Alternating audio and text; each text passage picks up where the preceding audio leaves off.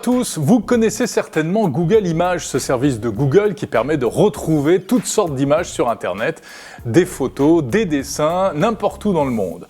Alors Google Images, c'est un service à part entière accessible à l'adresse images.google.com et c'est aussi un onglet sur le moteur de recherche Google.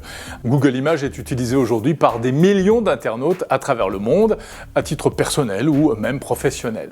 Mais connaissez-vous l'origine de Google Images? Savez-vous pourquoi Google a lancé ce service?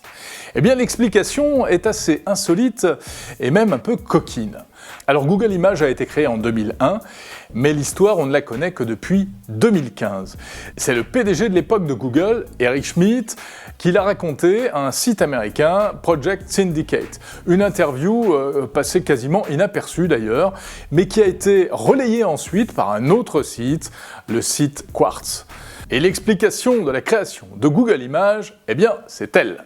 Oui, c'est elle, c'est la chanteuse et actrice Jennifer Lopez, alias J-Lo, ou plus exactement, c'est cette image et cette photo. Cette photo a été prise en 2000 à la cérémonie des Grammy Awards. Jennifer Lopez porte une robe du couturier italien Versace, avec ce décolleté absolument vertigineux. Cette photo a rendu fou les internautes. Des millions d'internautes ont voulu en savoir plus et ont commencé à faire des recherches sur Google. Sauf qu'à l'époque, eh bien, Google ne pouvait donner accès qu'à des articles, du texte, mais pas directement à des photos.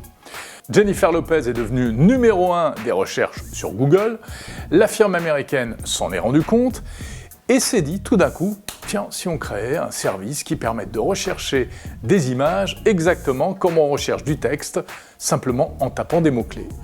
Un Google consacré exclusivement aux images en fait. Et c'est ainsi qu'est né Google Images. Alors Google Images n'a cessé d'évoluer, de se perfectionner au fil des années. Aujourd'hui, quand on fait une recherche, on obtient en guise de réponse uniquement ces petites vignettes qui permettent ensuite d'accéder à toutes sortes de photos. On peut filtrer par taille d'image, par type de photo, par protection ou pas, par les droits d'auteur, etc., etc. Et d'ailleurs, en 2019, l'actrice a remis sa célèbre robe, enfin presque la même tissu, même couleur, et toujours ce décolleté vertigineux. C'était en Italie, à la Fashion Week de Milan, et c'est donc cette photo de Jennifer Lopez qui serait à l'origine de la création de Google Images.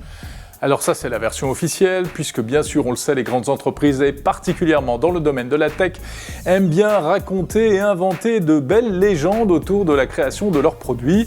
C'est ce qu'on appelle le storytelling, mais ça, c'est une autre histoire.